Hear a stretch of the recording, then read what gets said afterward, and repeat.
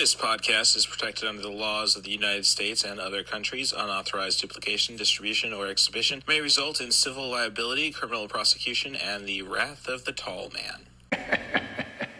Boy! Thank you for checking out 90 for Chill, the podcast with Cat Bus Russ. This is Cat Bus Russ. It's Monday the 3rd. Just got back from C2E2, and we're going to do the complete rundown with this episode. This is essentially the first episode of the reboot of 90 for Chill, the podcast. This time with Cat Bus Russ. That's the gimmick. So, I just want to give the but Tron does qualify for this show. Just throwing that out there. The listeners, an opportunity to kind of get into the kind of movies I'm into. I'm going to open it with a trailer for Westworld, a movie that I stood up for, essentially. Well, really, it wasn't about standing up for Westworld. It was about trashing Jurassic Park and the 30 years that it's given us. At the Channel Awesome Movies We Disagree Upon panel, on night 2, I think this is going to lead into my conversation, what I want to talk about day 3. So, this is 90 for Chill, the podcast. I hope you enjoy the show, and thanks for checking it out.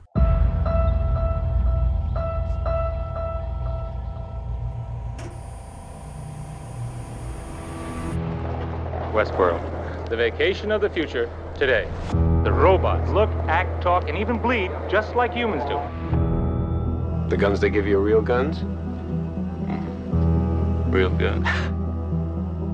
That's incredible. May I have your name, please? John Blaine. Peter Martin. Thank you. Was she, Probably. Supposedly you really can't tell, except by looking at the hand. There's no way to get hurt here. Just enjoy yourself. Stand by for resort activation. You ready on phase 443? Ready on 6, on 5, on 4, on 3, on 2. Activate now.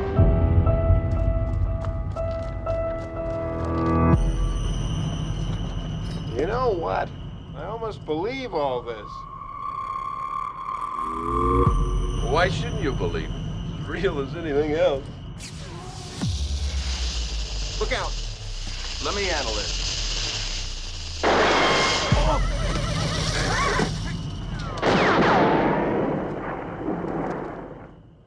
That's not supposed to happen. What's he in for? Central malfunction. Another one? There's a clear pattern here which suggests an analogy to an infectious disease process. We aren't dealing with ordinary machines. We don't know exactly how they work. I feel we should shut down for a month. Oh, that seems rash. If we can't ensure the safety of the guests, we're going to be in desperate trouble. But we can ensure their safety. Everything's fine. Shut down. Shut down immediately.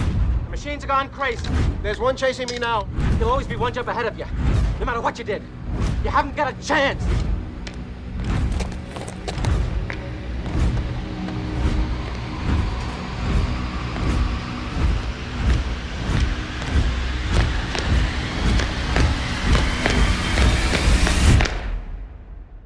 Contact us today, or see your travel agent. Boy, have we got a vacation for you. Vacation for you, for you, for you,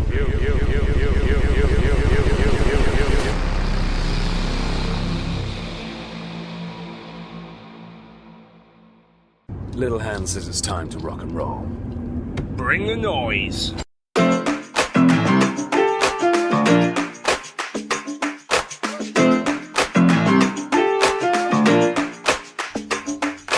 Welcome to 90 for Chill, the podcast. This is your host, Cat Bus Russ.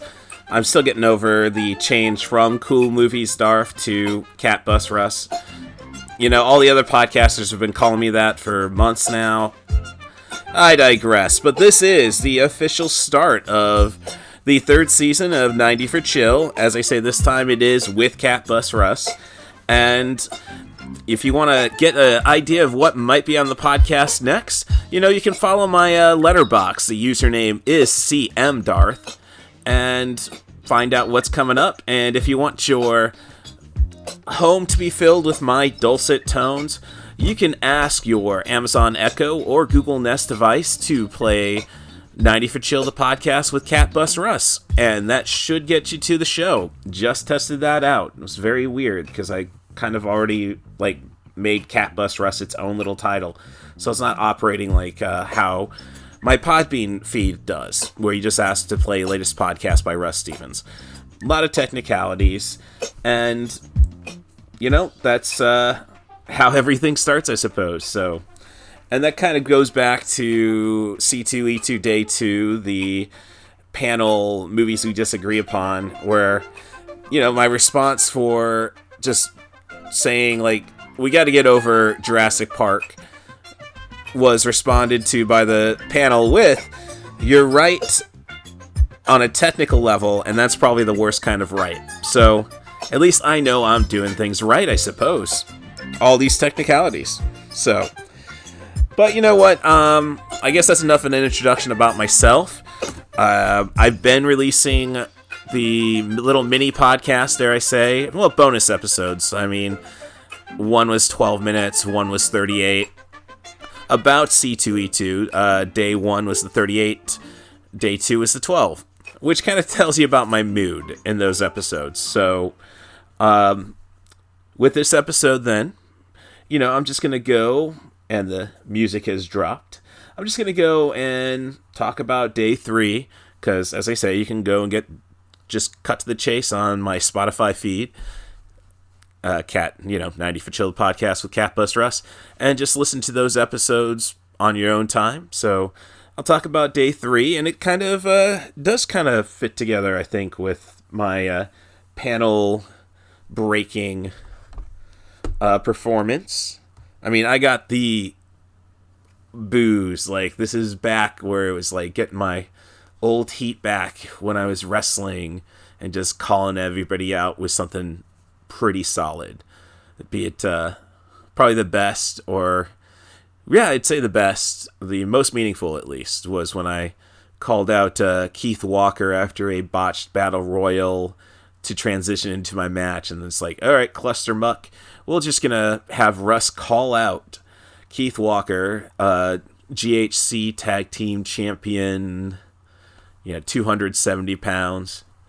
And I went out and just said, called him to scared of me, and that nobody has the bigot and, all those muscles. You must be compensating for something, because nobody has the biggest brain when compared to the student of the game, Russ Stevens. Russ Staley at the time. Names. What's with them? Well, I guess can transition. So Day 3, and I'll get back to where I was going with, but Day 3 were 2 panels primarily for me. The first one was getting into an overfill room for Chris Evans. And it was a fun panel, I think. He's just got a great personality. Only 30 minutes long, which is, my sister who I went to the show with, the Poetic Critic, frequent guest, basically said, well, he's been here since Friday, so you really can't complain about the time.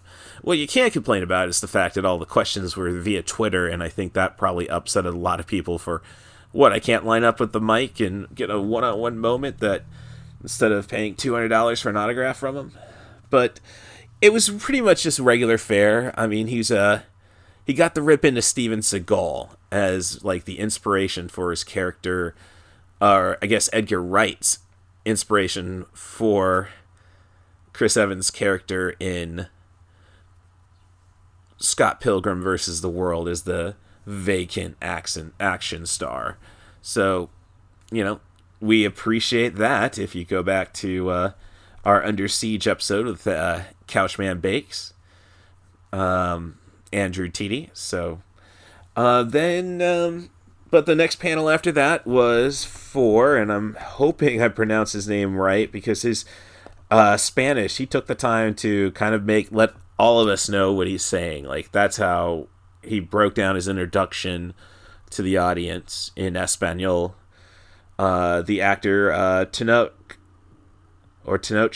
Huerta, he played the Namor character. Sorry, I haven't seen Black Panther for Wakanda Forever. But I would say that, Disney, C2E2 did a lot of work for you. So I can't really say Chris Evans has got me interested in any projects besides for the proposed, and everybody's supposed to be all in on the Scott Pilgrim animated project. But I would say, well, they just kept running the trailer for Guardians of the Galaxy 3, which just looks great. I mean, and I'll get to that further in more of car ride home type of stuff. But, and I probably wouldn't have even attended Huerta's panel, except I saw that he played Blue Demon on a television show for 65 episodes. Blue Demon, the second biggest professional wrestler in Mexico. Sorry to go Spanish on that one. In Mexico. I know his son, Blue Demon Jr., or whoever he passed the mantle to. This isn't a wrestling podcast. Of course, ironically, this happened all during WrestleMania weekend. So, and then there will be some wrestling talk at some point, I think. But this guy was super cool. As I say, everybody could understand his Spanish, which was fun. Like, 2 years is all you need in high school. Great. If somebody understands that, not everybody's going to speak the language. But it was primarily a panel for people of color, which was awesome. Like, I didn't see too many white people get the question. It was all about, power for the underutilized, finding out in the panel how Mexico still looks for blondes and lighter skinned people, and they'll just go and blackface somebody if they're not that. It's real interesting. He was standing up for how we have to change the world, really standing up for millennials and Gen Zs. He's just a year younger than me, so I mean, it's great that he's finally made it big at 41 when that happened. But he really just made it a pulpit to go after how, our society is kind of screwed up, and how the Black Panther movies basically say, it's about trying to figure out those corrections. So, yeah, he's got me sold for Black Panther Wakanda Forever. And yeah, I'm going to see Guardians 3.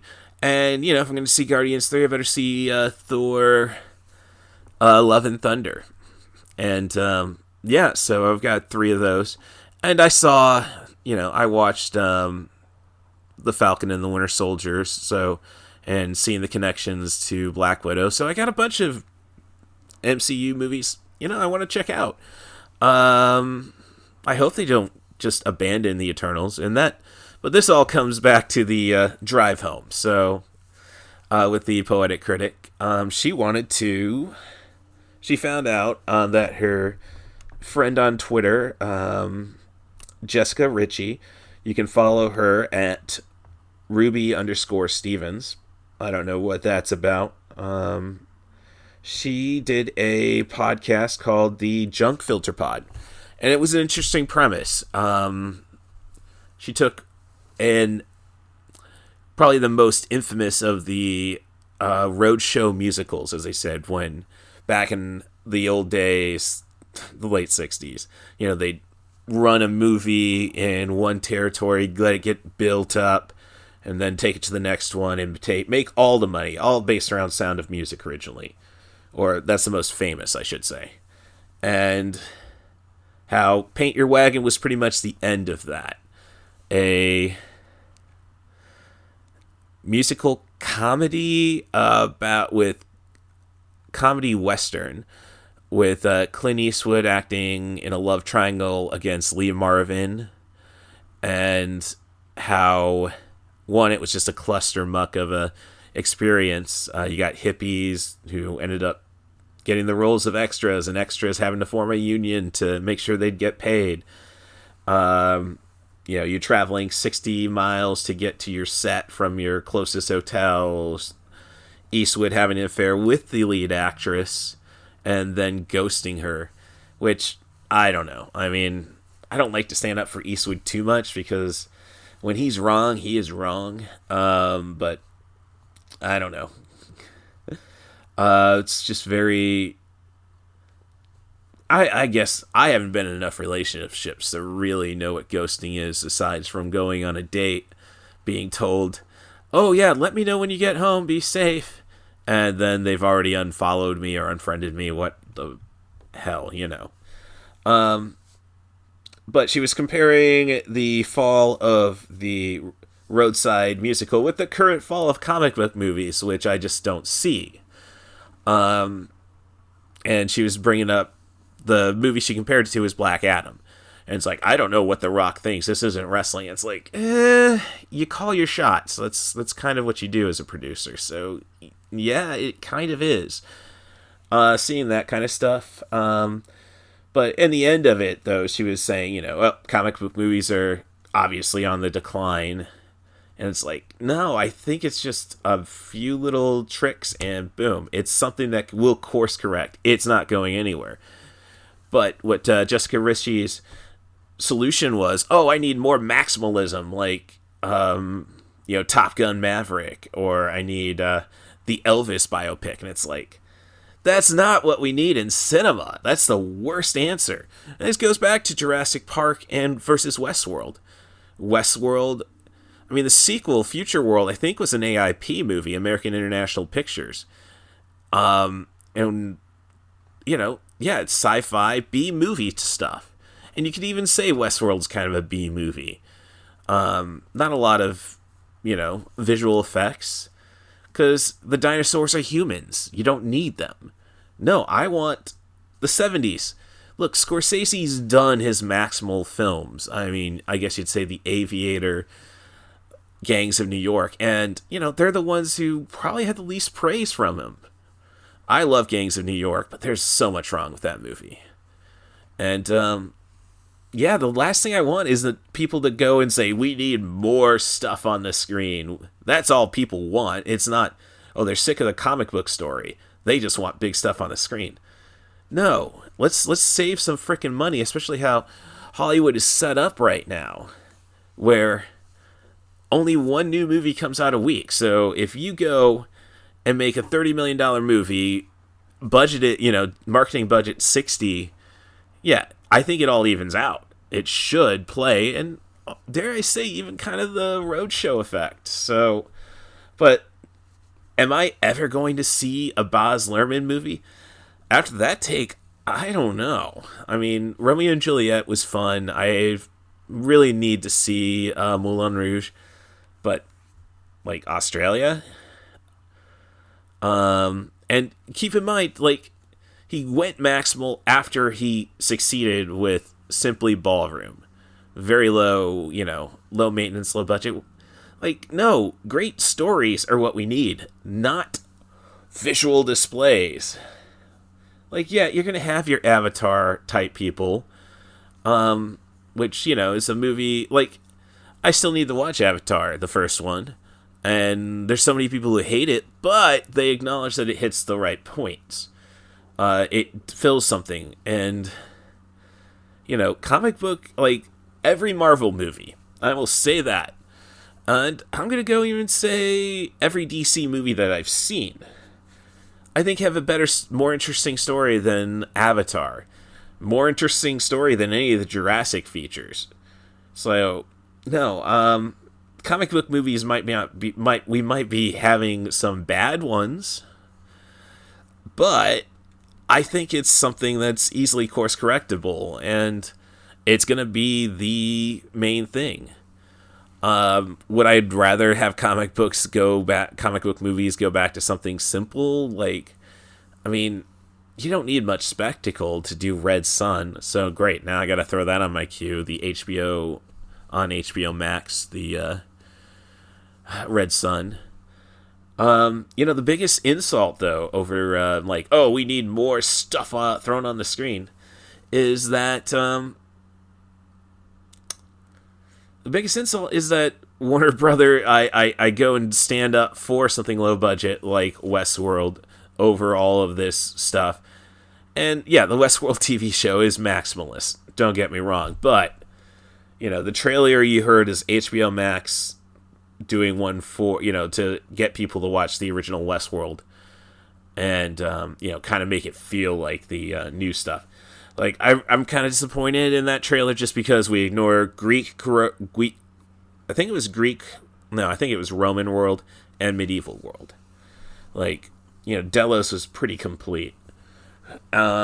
So, yeah, it's, and the thing is, HBO Max got rid of, and I get it.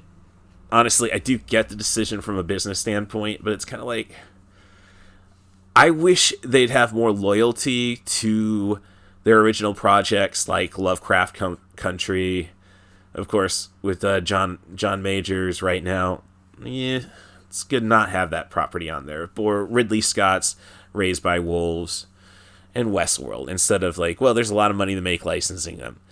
And yes, I'm not denying that, but it's like, I think it's good for your brand, but I'm not the brand manager.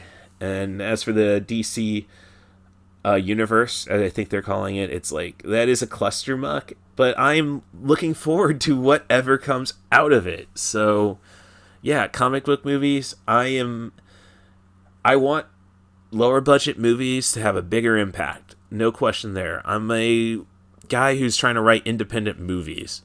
So yeah, I don't plan on having this big budget. And I want to stick to that, in all honesty, like Kevin Smith. Or I'd say even Quentin Tarantino. At least with Tarantino, you see where the money is. Which, yeah, that's the biggest problem with comic book movies, is you don't. Because the money is spent on enormous computer graphics departments who are overworked, but you need that many people. So, yeah, it's kind of, but to just go and say comic book movies are bad, I guess, is where I'm drawing the line. I just want something simpler. Blade was a pretty simple movie when you go back to it. The connected universe stuff, I don't think it's that difficult to get into. People want to say that. But, the biggest problem, I think, and I'll stand by this, is that we need 10 to 20 years off of comic book movies if you're going to do TV shows. Like, okay, yeah, I'm a Star Wars nut. I am jonesing for another Star Wars movie every year. But it's one movie a year is what I want. And I'm behind on the TV shows. So, I mean, there's time, but I want that. That's what but I feel it feels good. Or, kind of felt new when we got the announcement of the sequel trilogy.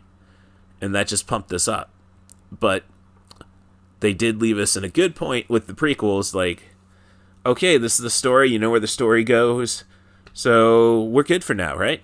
Yeah, I'm cool.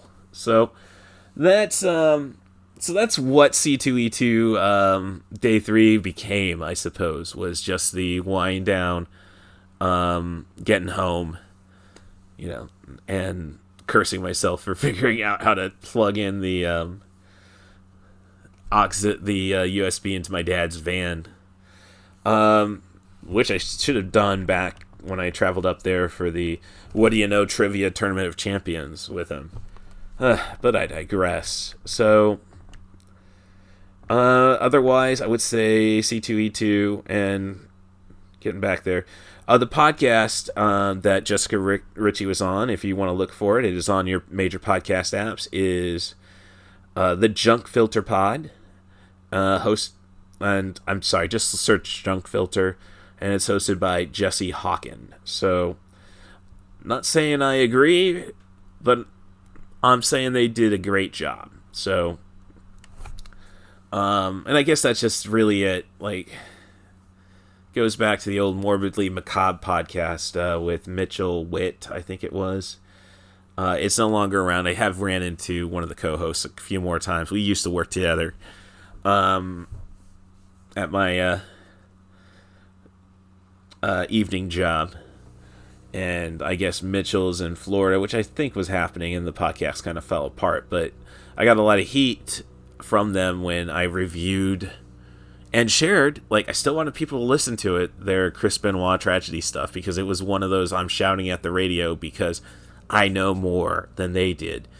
And I would have loved the synergy to straighten that all out. But no, instead they're accusing me of being insincere and, what else could they have done in real disgusting manners. So, but no, Junk Filter, I'd give it a go, honestly.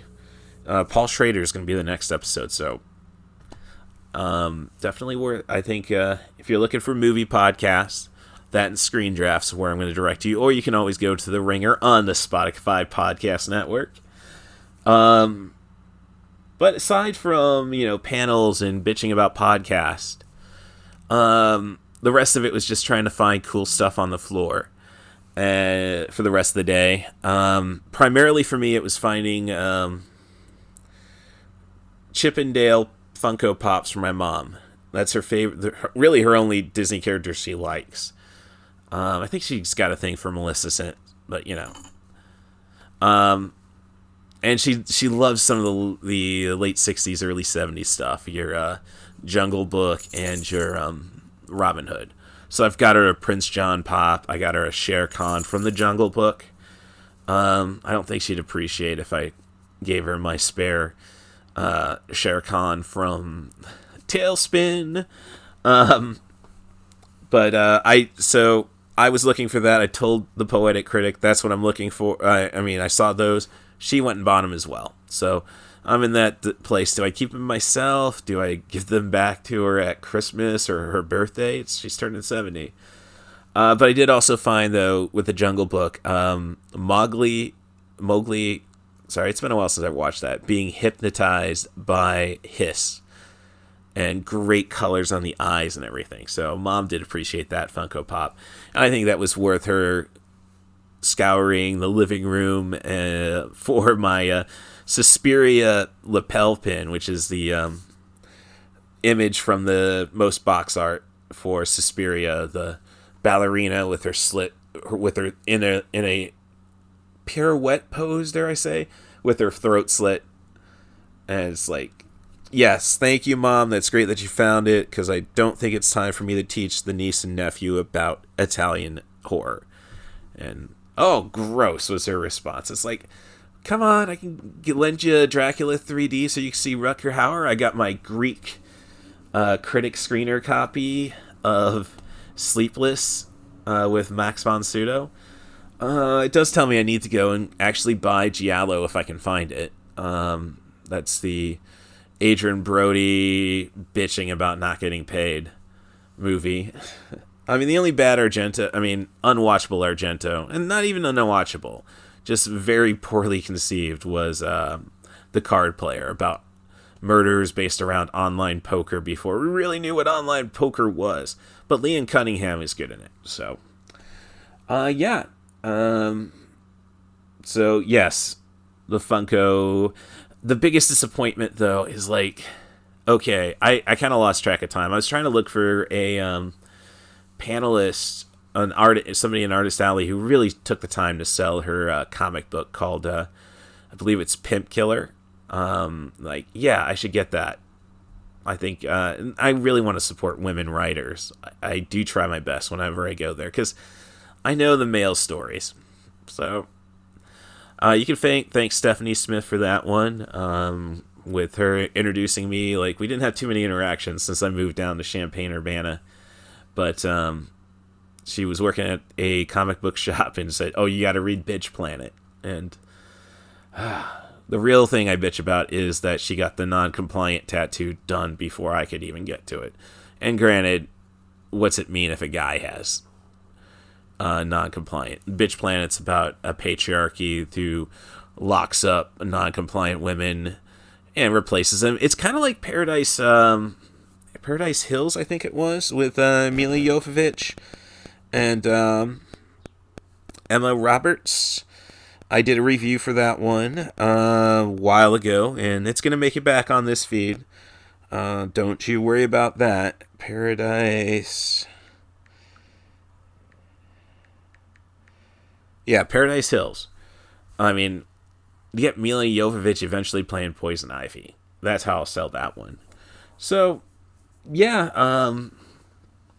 So, with the Funko Pop hunting, though, was also a thing. And I was trying to find this American... I don't really... Like, I really have to rewatch American Psycho. I did not like the how the movie concluded.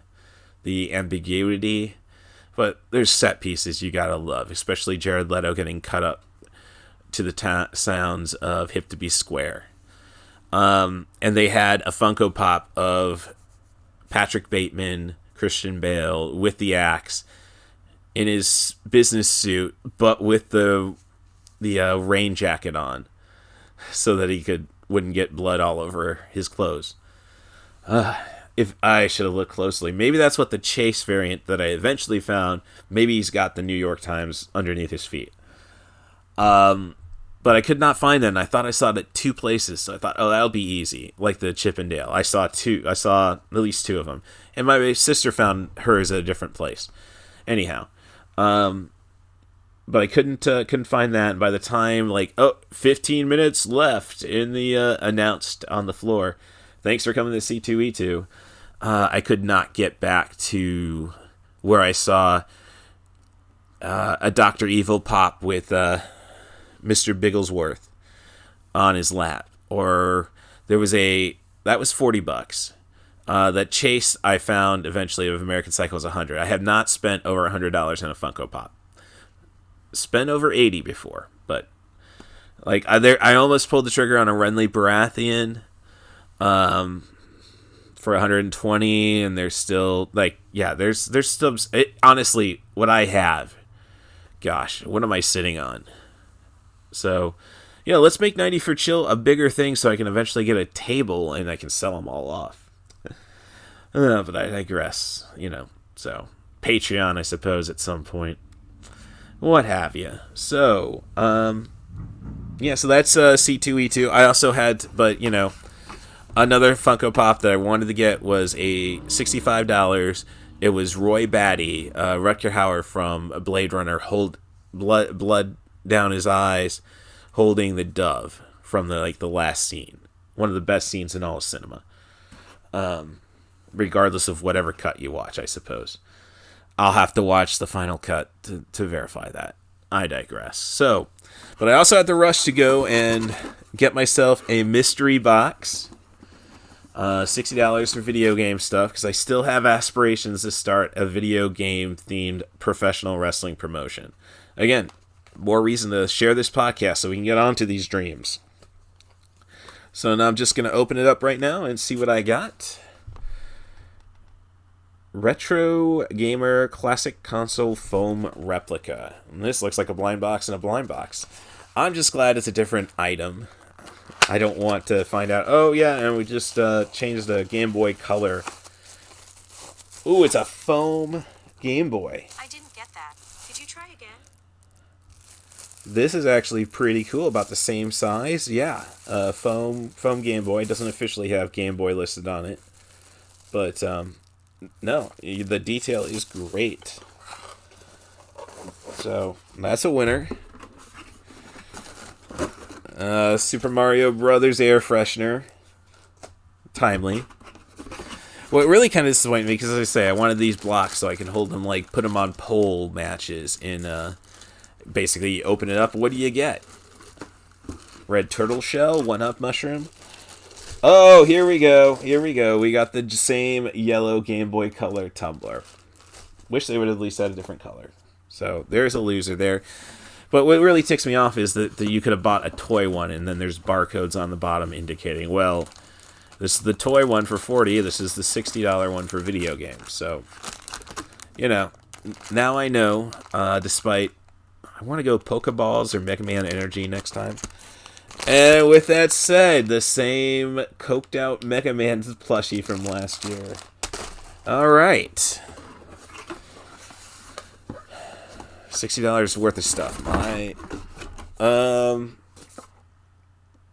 The official Game Boy Money Box. I think I actually got that as well from last time. So, hey, if I'm going to keep track of my change, it's not bad.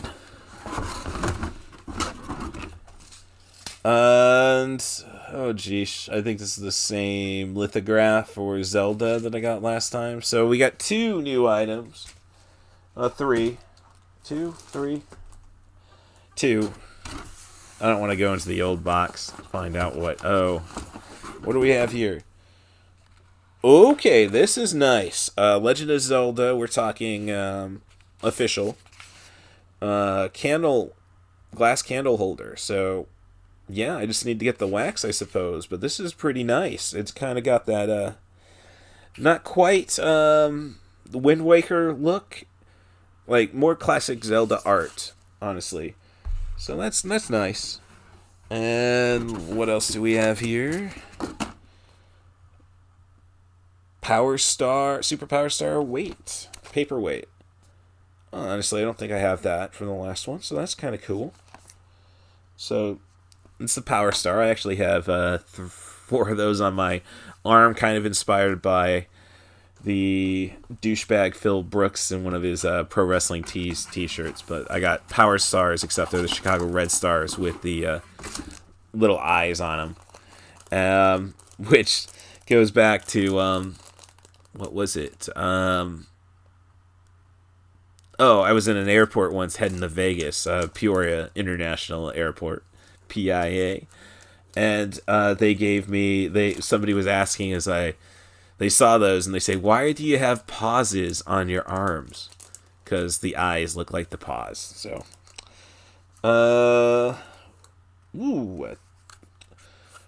another, I don't know if it says, I had another wallet. I might have to pause this and go into the old box to see. But no, question mark wallet, which is trifold. Honestly, it's pretty nice. I like the versatility of my, dang it, what is that brand? Oh, shoot. Ridge. I like their products. Oh, and I got a Nintendo Zapper lapel pen. Alright, that's a winner. So, yeah, let me place this on a brief pause, and we'll go and compare last year's. See how much dupes I got. Hold on to your butts.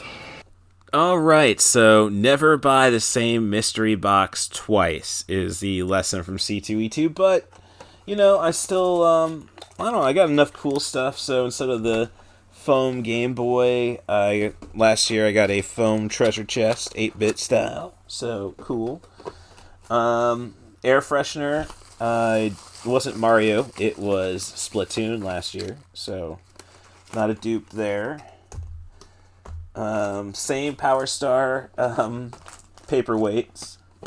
Same trifold wallet.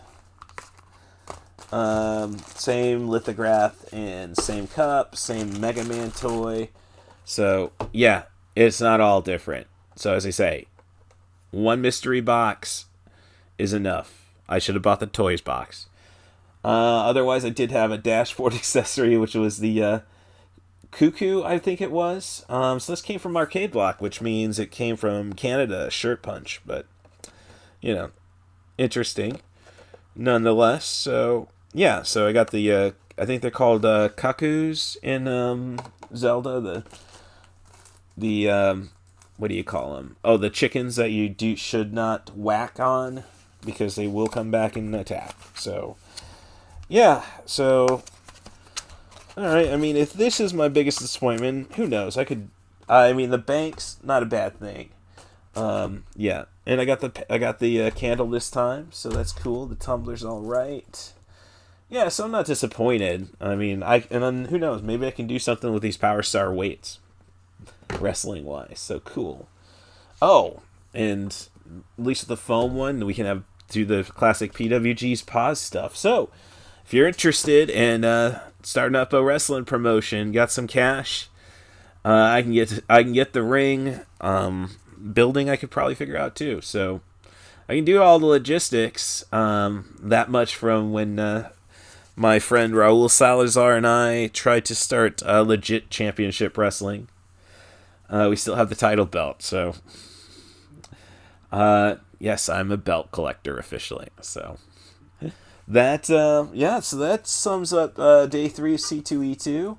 So as I say, I'm not disappointed I spent that money. Just like, oh man, like I really just kind of wish they didn't do, they were a little, I mean, there's way too many dupes to say that it's a good deal. So, but as I say, don't buy the same box twice. I could have bought a toy box, the same color. I should have just realized barcodes and all that. So, but I've learned, and that will not happen again. So, yeah, so C2E2 ended up being a pretty worthwhile experience, I think, for me. So glad to have attended. I don't know if I'm up for these 3-day cons, though, because there's always a day where I'm just freaking out because, I'm alone. So I am single, so if any ladies want to get the C2E2, I can fake it. So, but yeah, so I'm gonna go and start the wrap up, and then we'll get into the two bonus episodes, and I hope at least the fandom fantasy lasses who I took the time to try to figure out like, can you really have an all bigger burlesque troupe? And the answer is yes. I mean, because so many people are going to shut them down. It's like great body positivity. So, so yeah, don't knock. Well, if they know how to work, there's beauty to be found everywhere. So, so it's all about performance. So, hope I'm not offending any of Joe Malley or Nicole Fox on that one. They were very receptive, though, to the sharing of photos from that panel. So I think I'm on their good graces. But who knows? They haven't listened to the pod yet. So, yeah, I think that does wrap up this portion. Next week, I think I can figure out how to get a guest. That was a great thing about C2E2, though. It was a speed networking event, so I got some leads there. But I think I can get something lined up based on our drive home. So, hint, hint. But if you want to be that guest or financier of a professional wrestling zombie comedy, which I did not ask Channel Awesome about backing, damn it. Get that figured out by the end of the day. Oh, jeez. Okay, so there's the true miss in C2E2 for me. So yeah, I've got a pro wrestling zombie indie movie I want to make on the real cheap. I've got my professional wrestling promotion idea. If you want to be a financier of that, send an email to rustabus07@gmail.com. But more importantly, I need guests for the podcast. So if you want to be on the show, offer me a movie, a theme, a director, an actor. Try to focus on sub 100-minute movies, between 70 and 100 minutes. And I think we'll come up with a slice of fried gold. If you can't, you really want to do Amadeus, look, I will break the code, Well, that one might be tougher, but because I don't think Milos Forman does shorter movies. But the point of the matter is we can make it work. We'll talk about something else as the base, and if we happen to talk about F. Murray Abraham killing that guy from Animal House, hey, that's what happened. So, but you can do that. You can be on the show. Send an email to rustabus07@gmail.com. That's RUSSTHEBUS07@gmail.com.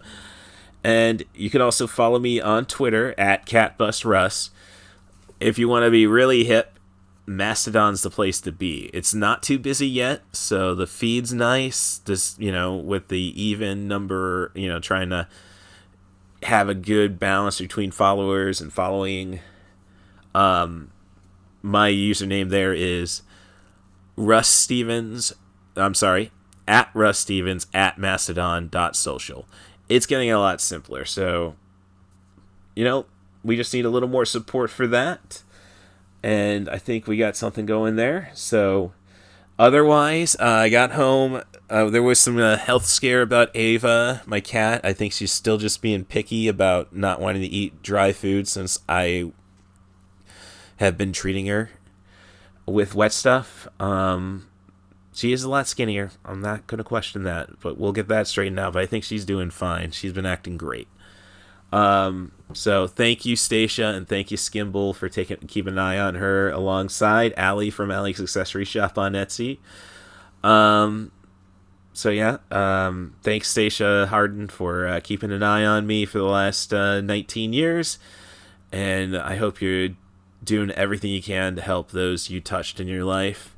And I hope you're petting the shit out of Skimble, the one-eared angel. So I think I hit all the major points. Rate and subscribe on your favorite podcast apps. This podcast is via Spotify, so easy to find there. And let me just say, if you really, the feed I'm going to try keeping the most stuff on and going strong will be the Spotify feed. Spotify for podcasters. Not Podbean. I'm going to still produce content. I've paid for another year with them. But, let's build this new brand and keep things going. But let's build the new brand. So subscribe to 90 for Chill, the podcast with Cat Bus Russ. Rate and subscribe. 5-star reviews, preferably. I will figure out how to reciprocate those reviews. I'm the Scoop Staley on iTunes, on Apple Podcast, and I'll get to work on figuring out Spotify. So there we are. Thanks again for coming to 90 for Chill, the podcast. And you know what?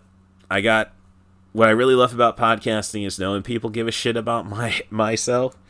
And I got that vibe from the unity of nerddom that was C2E2. So, definite recommend. As I said, I don't know if I can do 3 days, but you know what? It's definitely worth your time, period. No matter how much time you have. So, go and check it out, and thanks for checking out 90 for Chill, the podcast. Can I hear a wahoo? Oh, and pardon the interruption, I forgot. I'm attaching day 1 and day 2 up after I finish stepping over my own tongue, what have you. So stick around if you haven't listened to those yet. Thanks again for checking out 90 for Chill, the podcast with Cat Bus Russ. That's the important thing. With Cat Bus Russ is the 90 for Chill I want people to flock to. Who knows how it ends, but it's a beginning.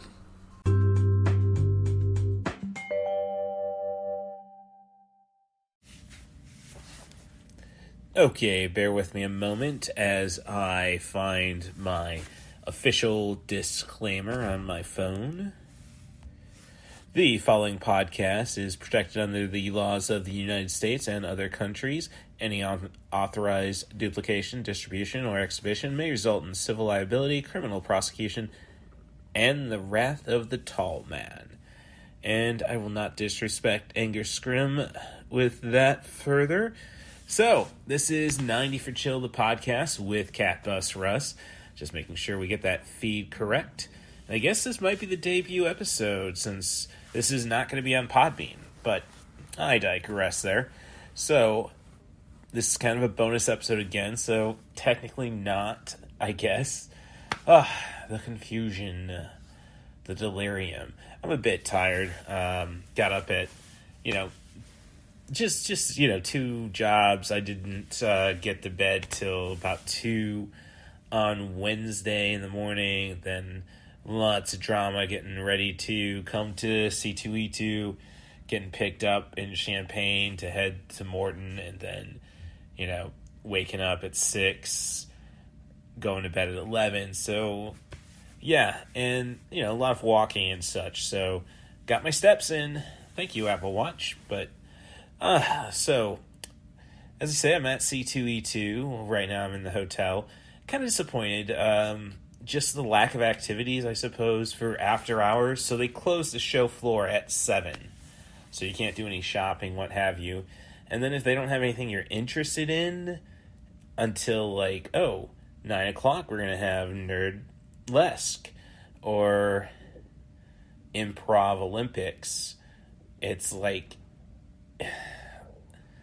it's just, if you don't have anything to keep people interested in that time period, I just don't want to get out of my hotel room to go and, get back to the convention. And heck, I got AEW Rampage, I suppose, but I'm behind because I didn't get a chance to watch Dynamite yet, so no spoilers, I hope. Yeah, so that's, I'm not really sounding too positive, I suppose, and that's not necessarily fair. I mean, it was a good enough drive, safe enough, and then the con has been interesting, to say the least. Zachary Levi had a great panel to open up. We get some taint chat. You're going to see images of that via my Mastodon at Russ Stevens at mastodon.social, which, of course, I feed onto my Twitter at CatBusRuss. So that's, he was just a very cool guy, honestly, just talking about loving to do what he's doing and great message about mental health. So a pretty positive way to start. Then followed it up with a panel called Keep Your Politics Out of My Comics, or what have you. Basically a panel about by LitX, hashtag #WeAreLitX on Twitter. A lot of great people there discussing how to keep the influence of graphic novels now into school. So yeah, there's minimal mention of mouse, but come on. This is the stuff you should be, that kids need to get. I'm fed up with the entire idea we have to, American elitism, and no, it's time for the frickin' truth. It's a small, bloody world, after all. And it's just very much,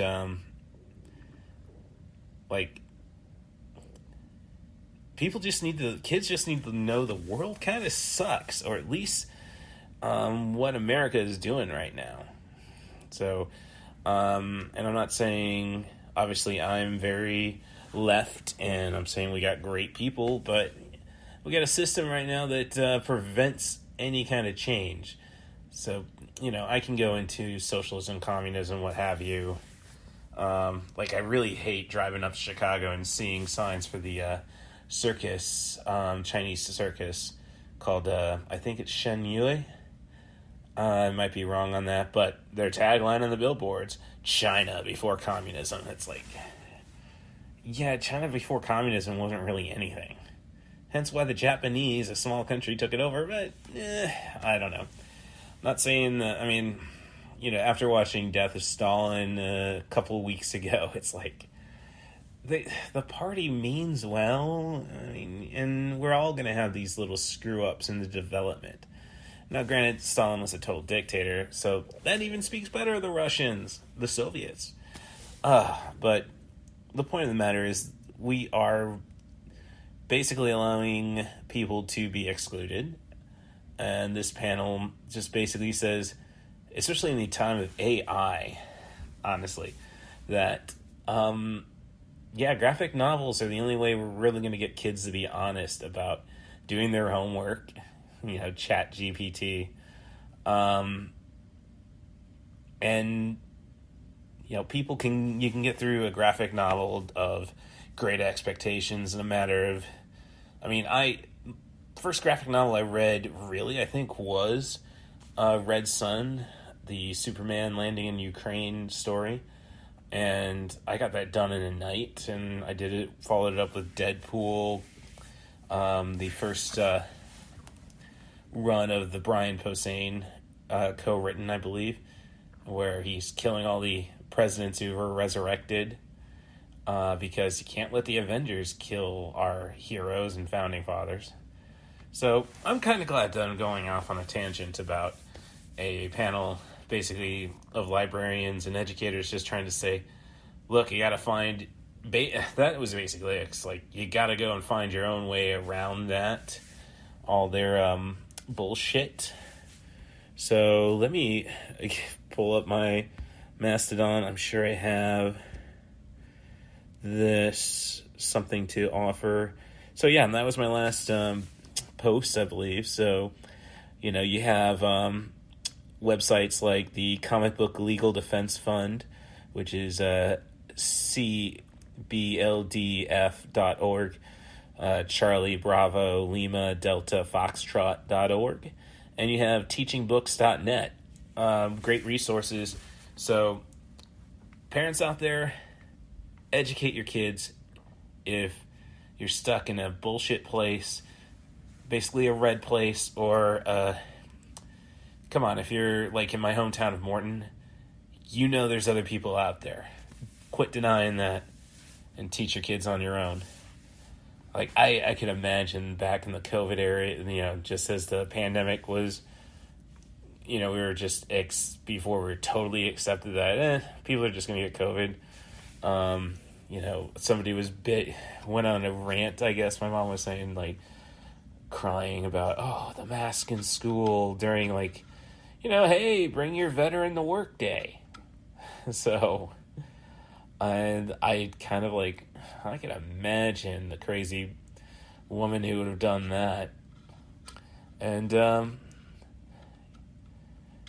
I guess you could say, and then degree of intimacy with said crazy woman. But that's my life, I suppose.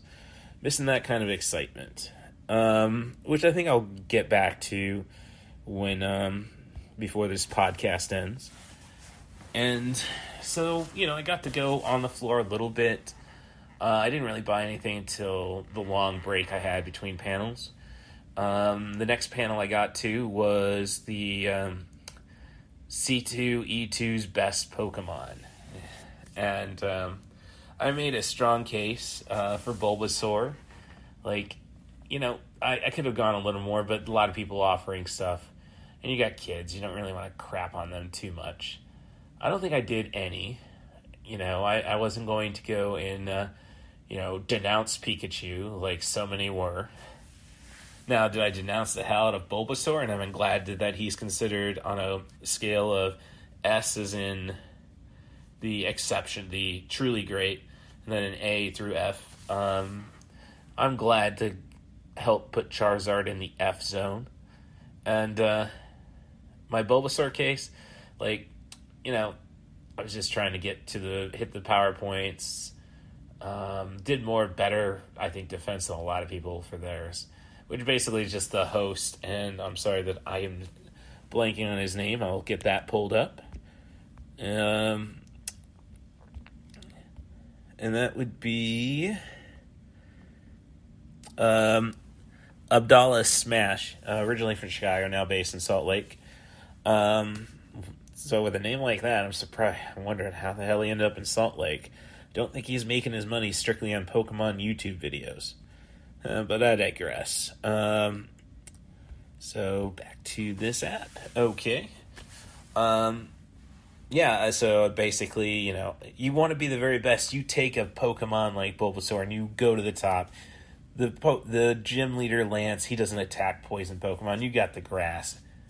Great balance. Anything Venusaur can do, he can do better. So he wasn't voted as a C.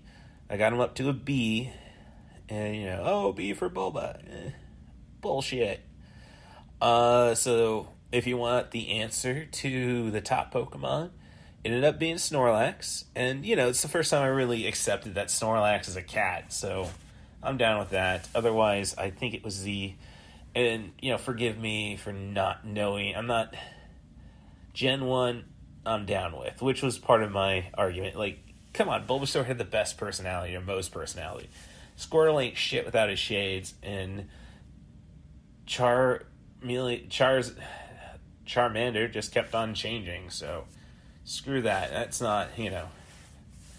He was just a douche. Took 2 seasons in before he, you know, kind of was cool. And that's because he was trying to get laid. That's the story of Charizard. So again, yeah, great that he's an F Pokemon. Bulbasaur should be as I say, if you're gonna, like, I really wanted to use the adage, like, if you're playing chess, you gotta learn how to win with just knights.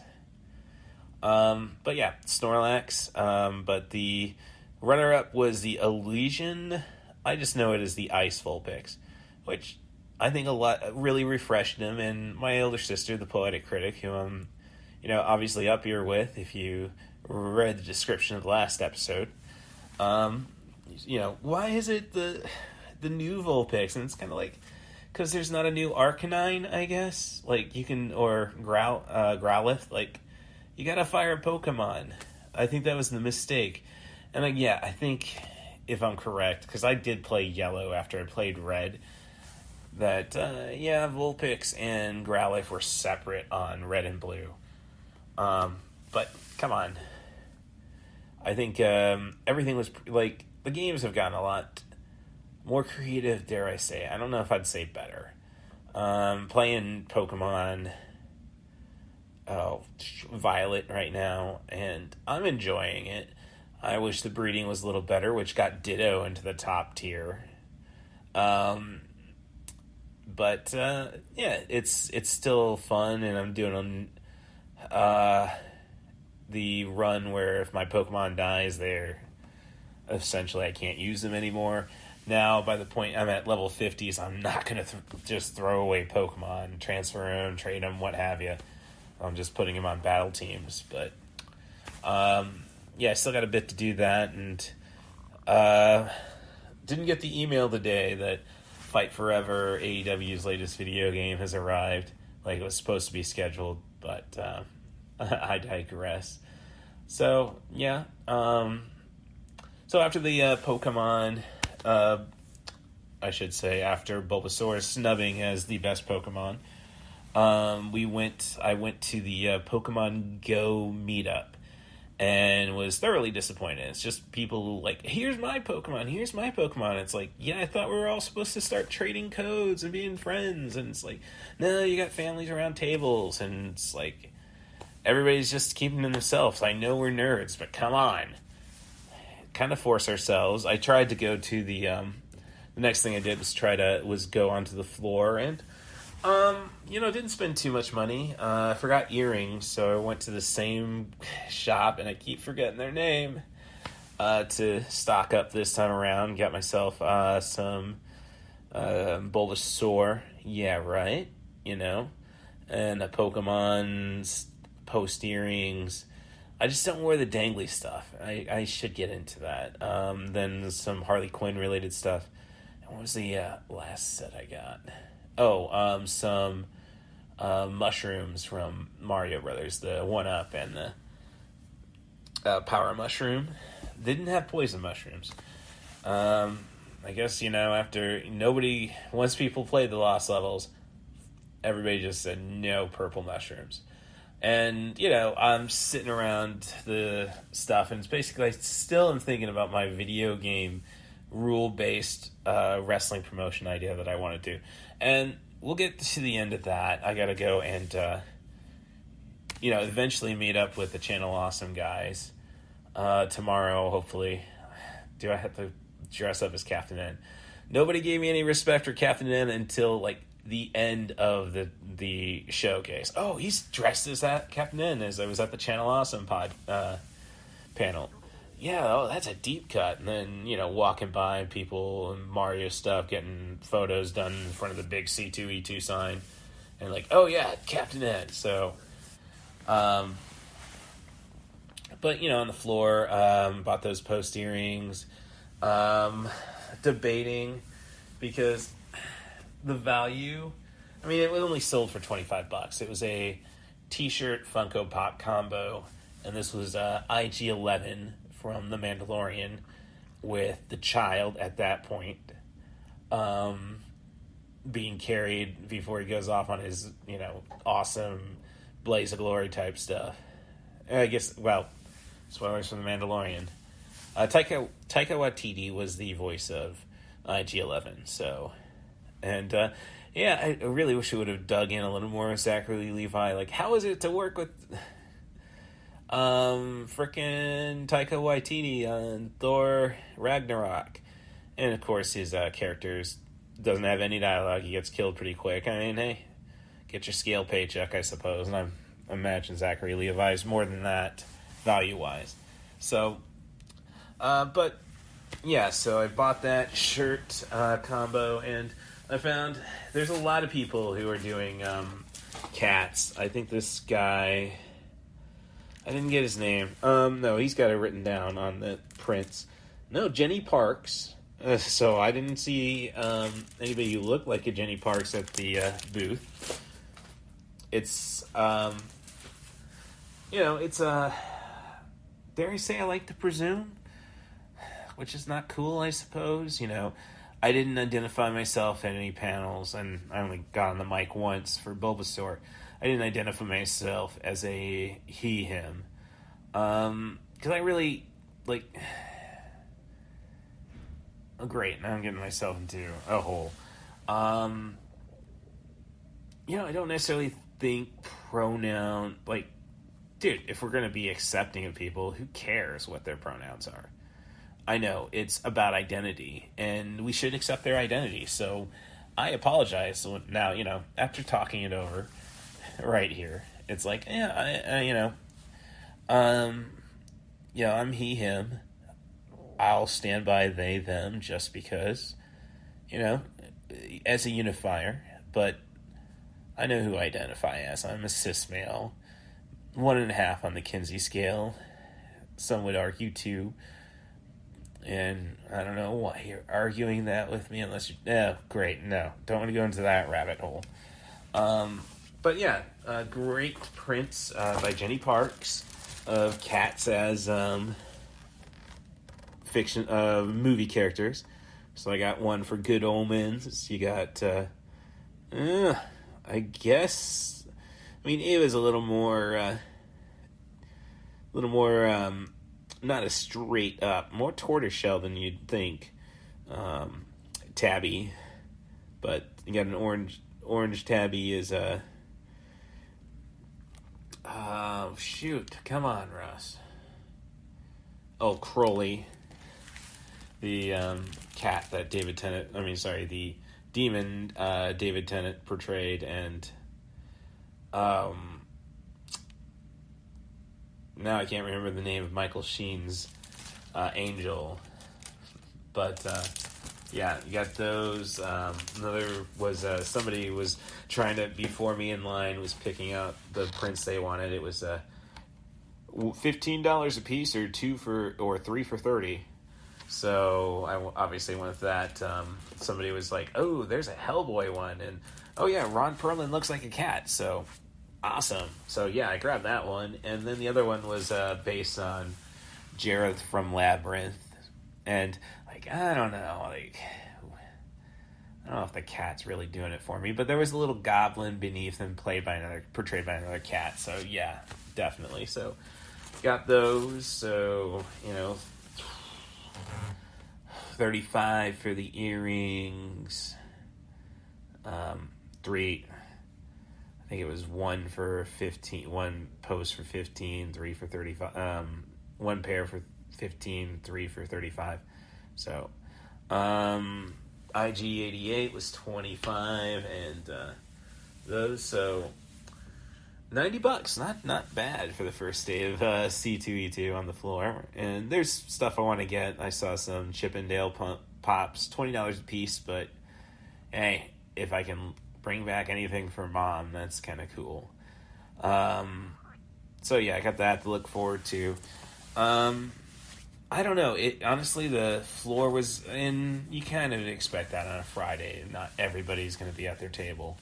So Artist Alley was kind of light. There's not a lot of dirty fan art out there that I saw. And I still got a lot of stuff to look at on just the sales floor. Because when I was walking back, it's like, I missed that. Okay.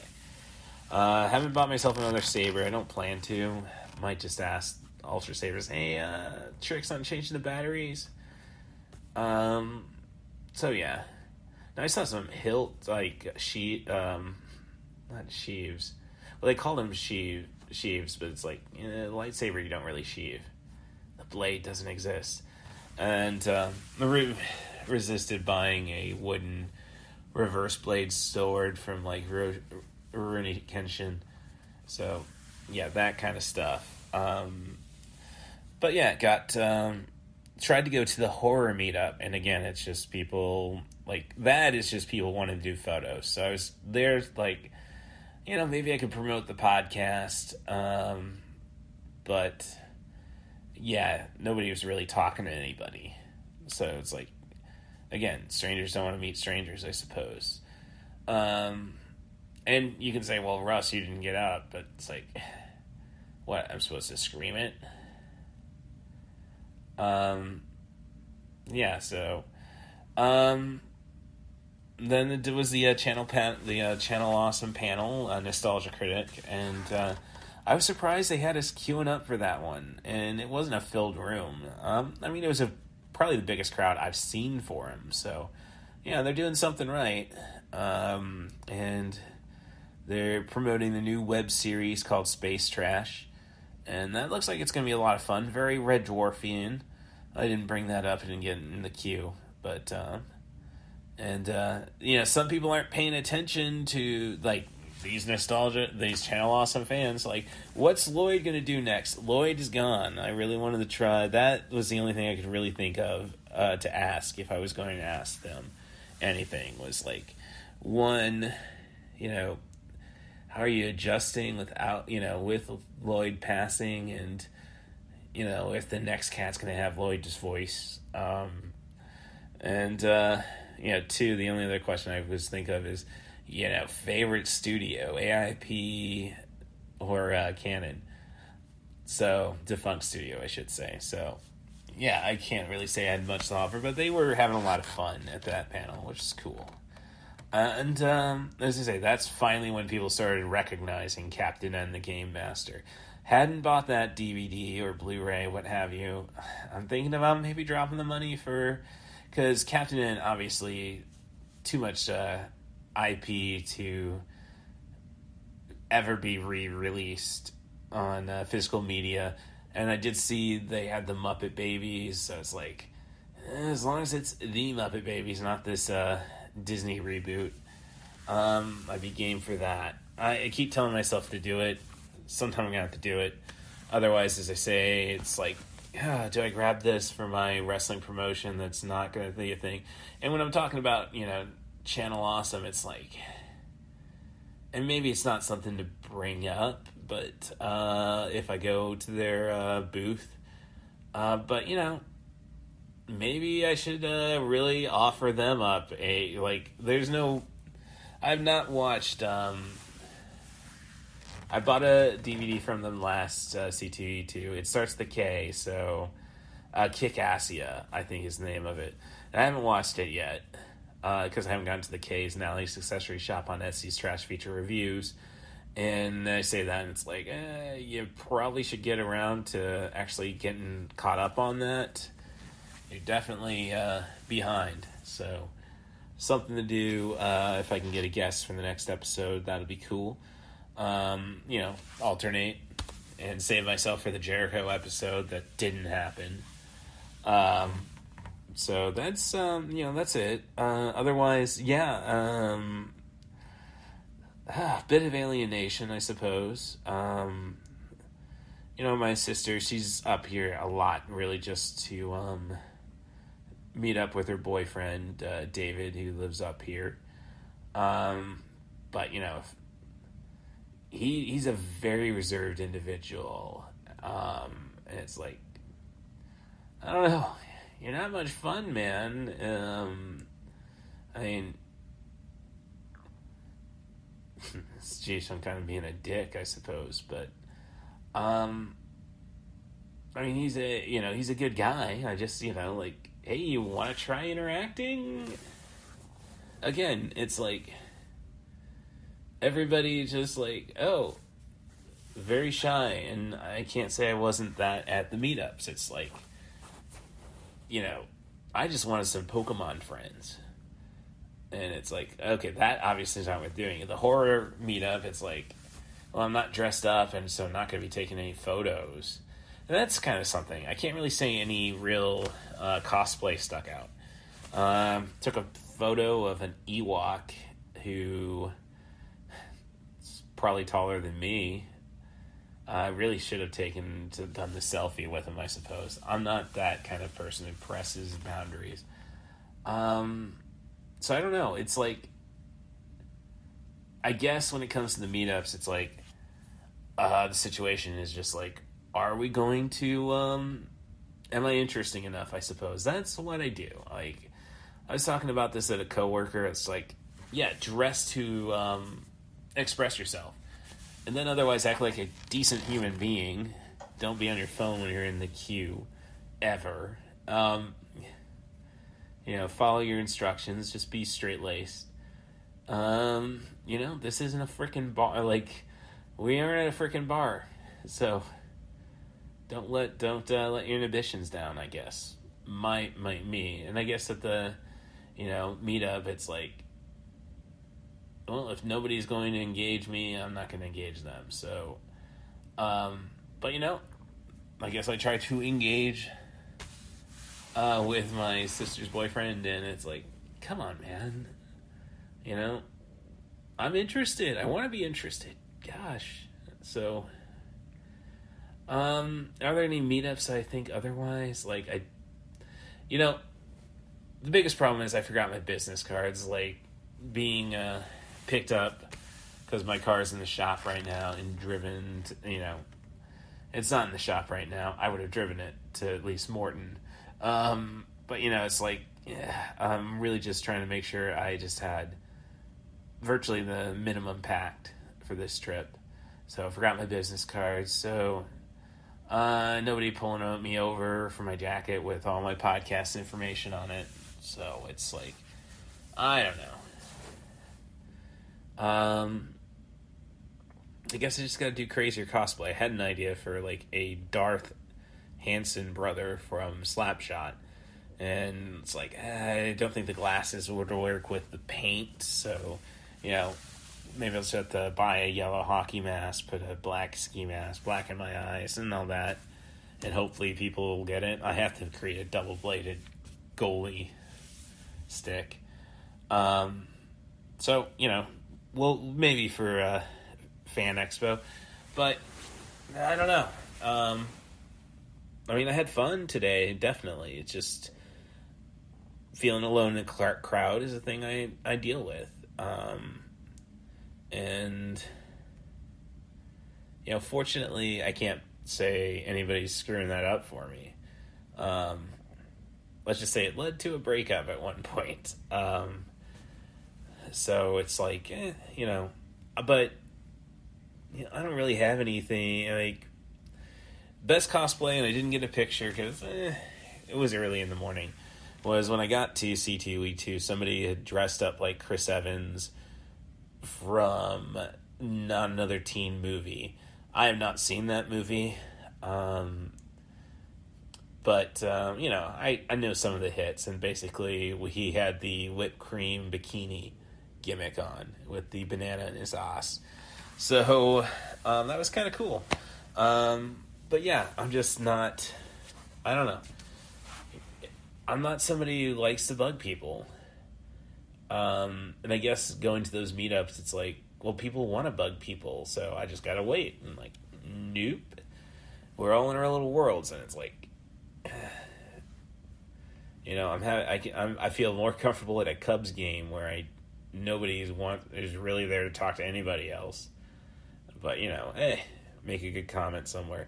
Basically, if I can't be in a place where I can create a sarcastic comment, I don't know how much I'm worth, at least on a social element. So, but yeah, so I say that all, and it's like, do I really want to do Fan Expo now? What could I do with those, that weekend, those 4 days? It goes back, and Zachary Levi brought it up. Everybody pretty much should be in therapy. And, yeah, it looks like my health insurance, provided I don't miss another case of old-fashioned mixers at my second job. My first job, which is exposed on the old feed, I should say, the Podbean feed, has come up. But the insurance is good, and it's like I can go and get the people that I overpaid for to help me out. So at a reasonable rate this time. So, so I guess it's just a really nerve-wracking time for me with, let's see, like the MacGruber / Jericho podcast. The guy who was scheduled for it just didn't interact with me like the day of. Like we talked about it, I brought it up numerous times and like, cool. Yeah, what time are we going to do it? Never responded. Like, I just have the entire day open. Well, then tell me what time you want to lose. And yeah, this is the second time he's done that to me. And we'll leave it at that. But, that kind of feels like, well, I can't count on anybody there. And the entire situation behind a lot of my trip, this trip is kind of like, I can't count on people there. In general, I should say. And yeah, it's like, and now it's like, hoping somebody gives a shit here, and it's like, you're stretching it. So, yeah, feeling very alienated, and I need to get a guest for next week's show. So I'll keep pushing that. Obviously, I'll hit the stop on this one, and get this all published before, maybe before Rampage. Optimism, I suppose. I need guests, and I'm really kind of like, I see the listens I have, the few so far in this new feed. I really need, this is me. So, I keep trying stuff, and that's why I was talking about, going to Channel Awesome. It's like, well, if they're making movies on the cheap, maybe I can, there's something I can do for them. It's probably easier just to send an email. But, what else can I say? I need to mean something. I need it was great podcasting, start, because I had people jumping up, friends, and it's like, and things change. People have lives. I don't, I suppose, and I'm a little envious. And I'm trying to make something with this, and nobody gives a shit, it feels like. And you're listening to it, and thank you. But yeah, I'm just, that's my mindset. I'm hoping something cool happens, tomorrow at C2E2. I haven't really looked at the schedule. But yeah, I really need the guests. Let's just do that. I'm only looking for, 2 guests a month, so I can alternate. I'll do my binges and on the other weeks. But, so if you want to be on the show, want to help me out, you got a lot to say. You want to get political, let's get political. All that stuff. Just theme it around movies, preferably movies under 100 minutes. We'll make anything work. And just send an email to russthebus07@gmail.com. That's RUSSTHEBUS07@gmail.com. Offer me a movie, a theme, a director, an actor, and let's create a slice of fried gold, as they say in Shaun of the Dead. Otherwise, thinking about Lloyd the cat, it's kind of like, well, I could have related to Brad Jones, the cinema snob, like with Skimble passing, the one-eared angel, recently. But I don't know. How do you just straight up relate to people? Like, I do this podcast to show I'm worthwhile, and that's just it. Am I? Is where my head's at. And the only people who ever really told me that is my wrestling trainer, Danny Daniels, and my late best friend, Stacia Harden. and I appreciate her still looking after my ass, and I hope she's doing the same for all of those she touched in her life, and I hope she's petting the shit out of Skimble the One-Eared Angel. So, yeah, that's where my head's at, I suppose, is what we got out of the first day of C2E2. Didn't plan to go 40 minutes, and of course I'm going to go and do a mega episode after all 3 days for Monday night. Tuesday, I'd like to say, is the official drop date. I'm just very anal retentive and can't do bonus episodes on the old feed. You know, again, anal retentive. So, but thank you for listening. 90 for Chill the podcast. Losing my voice a little bit now, so better relax. Eat some bacon jerky. That's another thing. I still like freaking crowds, and everybody's going to be down at the restaurant until they go to whatever after-hour thing they wanted to do. It's like, I don't need wall-to-wall people. So, again, though, thanks for taking the time to listen, and I hope you'll be back for tomorrow. Podcast about C2E2 on 90 for Chill, the podcast with Catbus Russ. Follow me on Twitter at CatBusRuss. Rate and subscribe on your favorite podcast apps. This is a Spotify podcast. Have yourself a good night.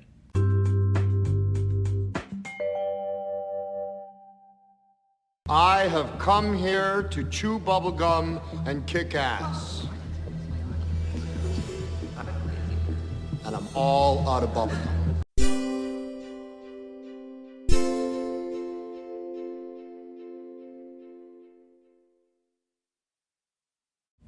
The following podcast is protected under the laws of the United States and other countries. Any unauthorized duplication, redistribution can be punishable by civil, criminal, or the wrath of the tall man. And I will not do an Angus Scrim, of course. This is 90 for Chill, the podcast. This is day 2 of C2E2 2023, and I should say it's officially 90 for Chill, the podcast with Catbus Russ. And right now I'm just in the hotel room. I am sitting across from the Poetic Critic. Separate beds. This isn't the funky kind of PH stuff that... I didn't know Brad Jones actually has a channel on Pornhub where he does his porno reviews. So, yeah. So, second day. Not too big on panels today, at least for me. Checked out the Supernatural panel, and truth be told, I'm not necessarily a Supernatural fan. I mean, it's an easy show to get into. I can see why it had 15 seasons. And I think Mark Sheppard made it pretty clear it is about the Winchester brothers. No matter... Was that David's question? Was like, can't we get the Castiel and whatever Mark Sheppard's character is? The Crowley... Wherever we could get spin off. Right. And Mark Sheppard shut that down with after really ripping in to David for the Castiel cosplay. It was a nice, expensive jacket at some point, Mark. You Scottish twat.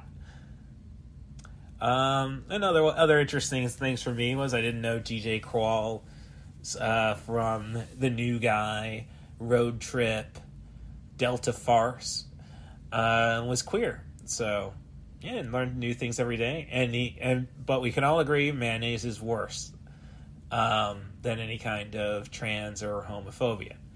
So, that's an important lesson, I suppose. Otherwise, I checked out the speed networking event. So I might have some leads on podcast guests, provided I don't sound too desperate like I did last night in the alienation of feeling alone in a crowd at C2E2. People just don't want to interact with other people, you know. Oh, celebrities, fine. Then after that, tried to shop for some stuff. I can't really say I spent too much.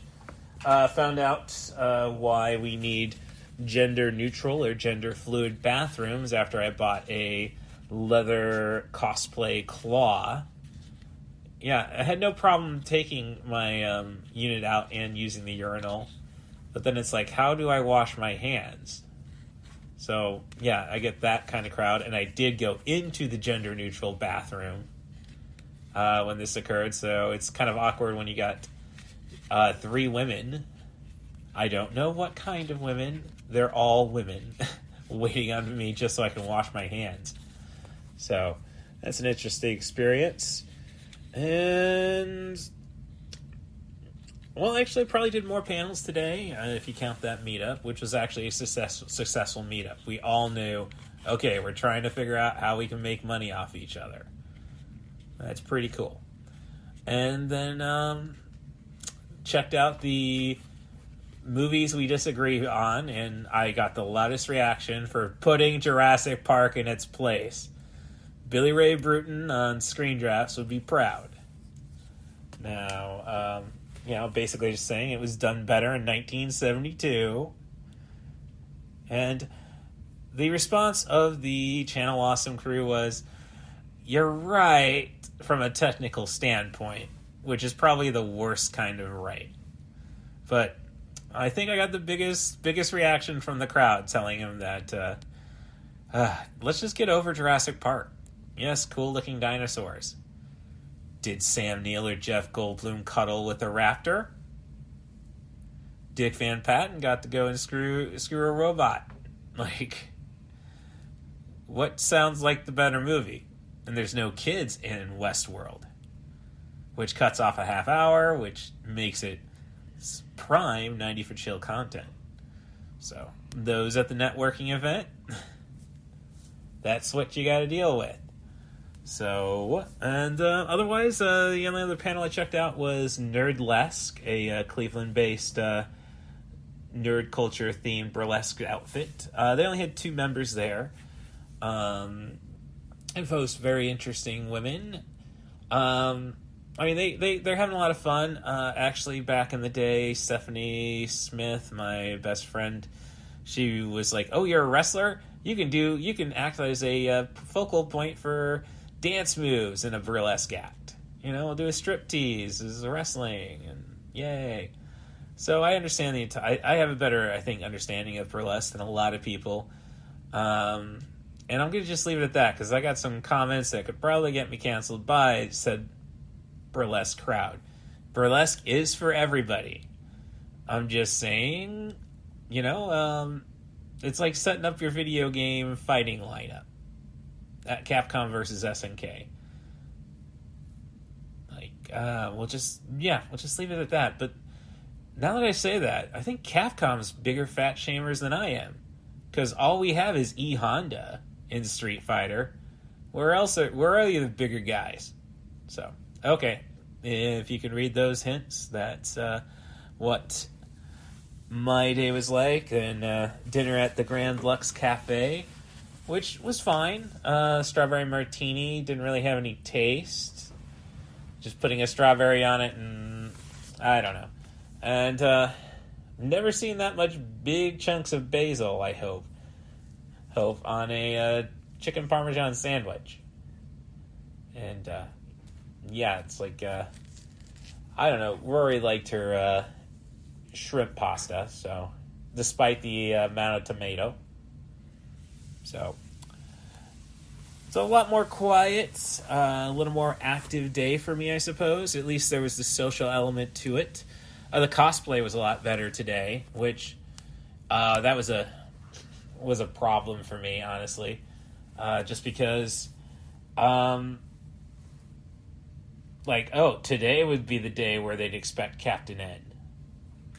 So, it was, so it's kind of frustrating not really getting to fully do it. But after my phone was running low and I bought an overpriced generic wire, and then failed to realize, they got a Best Buy machine in the Hyatt Regency where a little manipulation, I could have probably got my employee discount. And we've just exposed my day job.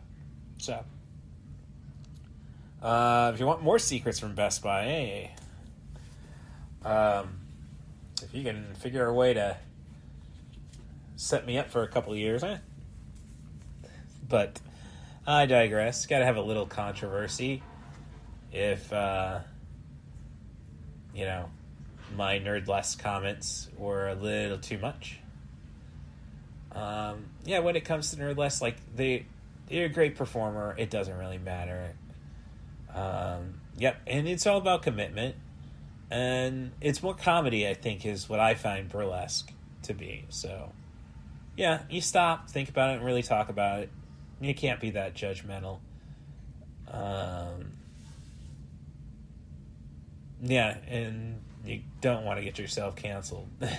Especially after a networking event. So, that is C2E2 Day 2 for me. You got anything you want to add? No. And no guest this week. Bollocks. We're going to get this thing going sooner than later, I hope. Thanks for checking out this episode of 90 for Chill, the podcast. Sorry that if the content is lacking. With that said, of course, you can be a guest on 90 for Chill, the podcast. Just send an email to russthebus07@gmail.com. That's RUSSTHEBUS07@gmail.com. Offer me a movie, a theme, a director, an actor. As long as we try to focus on sub 100-minute material, we will have a slice of fried gold, as they say in Shaun of the Dead. Rate and subscribe on your favorite podcast apps, 5 stars preferably. I will reciprocate. This is a Spotify podcast officially, so I do not know. I don't have a username for reviews yet, or I haven't leveled any reviews, and I still got a tendency to use Apple Podcasts, but, that's neither here nor there. I guess I do have to deal with the drama today of my ex-girlfriend, Allie, of Allie's Accessory Shop on Etsy, stopping by the apartment to check on Ava, and Ava wasn't eating the dry food, which doesn't surprise me after we exposed her to wet food when we were trying to get Skimble healthy. She'll eat up the wet food. So I think it's just Ava being a little diva about it, but she has gotten a lot skinnier. I mean, noticeably skinnier. She's been a full-bodied kitty for a long time, so a little bit of scare. So Allie's brought wet food, and I'm probably going to be cleaning up cat vomit when I get back. Not the easy kind. But, this is where I need you, Stacia, and the little one-eared angel, I guess, Skimble. Watch over that kitty. She's my best friend. And I'm too busy to really find, you want depressing, like yesterday. See how I operate if Ava goes. So, Stacia Harden, my inspiration, please take care of her. And Skimble, if you can, the one-eared angel, if you can slap some sense into, little ectoplasm on her nose, should set her straight. So, hopefully cat will eat when I get back. And hopefully I won't have to clean up too much cat vomit. And hopefully the third day of C2E2 will be as much fun as today was. So, until Tuesday, where we'll drop the everything on the regular Podbean feed as well, I will let you guys go. Thanks for checking out 90 for Chill, the podcast with Cat Bus Russ.